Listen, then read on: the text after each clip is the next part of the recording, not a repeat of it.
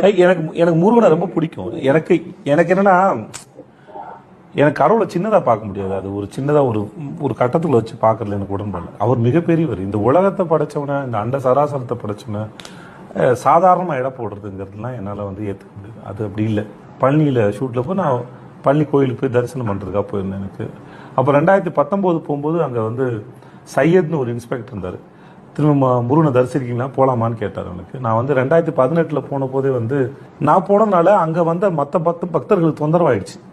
நெரிச்சு அந்த பாதை எனக்கு ரொம்ப கஷ்டமாக போயிடுச்சு. எவ்வளோ பேர் எவ்வளோ பிரார்த்தனையை வேண்டிக்கிட்டு கடவுளை பார்க்க போகும்போது என்ன மாதிரி ஒருத்தன் போய் அதை டிஸ்டர்ப் பண்ணுறது எனக்கு உடன்பாடு இல்லை சார். நான் கீழே இருந்தே முருகனை வேண்டிக்கிறேன்.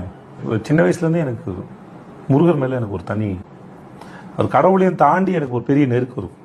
அது என்னன்னு தெரியல, அது ஒரு பெரிய நெருக்கமாக இருக்கும். அது என் வீட்லேயே இருப்பாப்புல, என்னோட எல்லா ரூம்லேயும் இருக்கும் ஆக்சுவலாக வந்து.